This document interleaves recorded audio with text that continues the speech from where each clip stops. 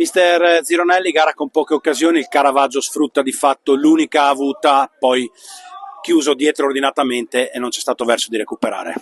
Sì, rispetto alle altre partite non abbiamo avuto una reazione importante nel secondo tempo, abbiamo fatto un buon primo tempo dove il gol loro li abbiamo creato noi, su una inutile partenza dal basso dove siamo incasinati andando a giocare dentro, che praticamente non lo facciamo mai, però purtroppo è successo e poi non siamo riusciti a essere terminanti nel secondo tempo dove non abbiamo, loro si sono trovati a chiudersi con un campo abbastanza brutto da controllare il pallone, però c'era anche per loro e hanno sfruttato veramente l'unica occasione, ci sono stati un paio di tiri nel secondo tempo, l'occasione nostra con Camarà nel secondo tempo, però abbiamo fatto poco per meritare dei punti e questo ci deve far pensare.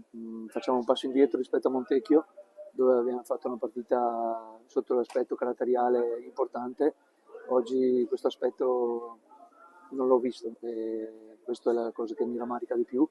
E quindi dobbiamo cominciare a lavorare su questo perché non possiamo avere una reazione come quella che abbiamo avuto nel secondo tempo, cioè abbastanza opaca e nulla.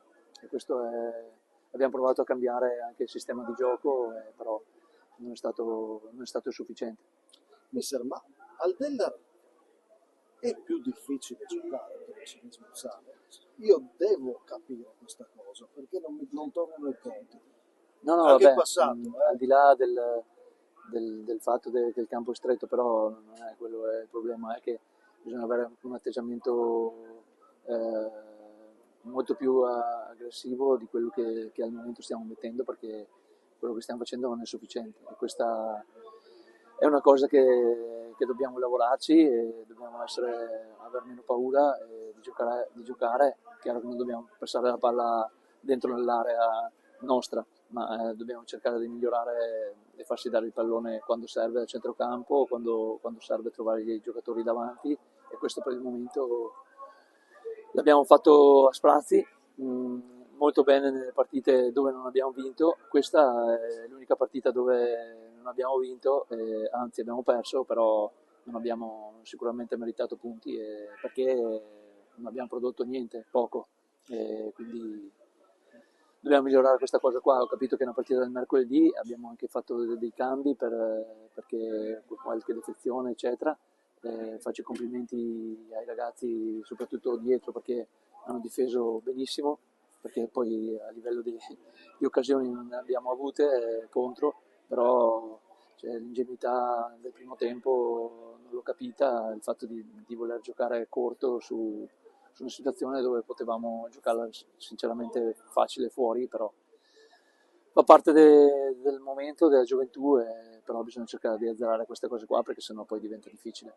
Mister, la domanda un po' cattiva, mettiamola così, per una squadra nuova, per un mister nuovo serve tempo, Sì, però sono troppo pochi, 5 punti, 6 giornate comunque per il Cianis Muzzane e io dico, mister Gironelli, io sì, certo. mi aspetto più punti.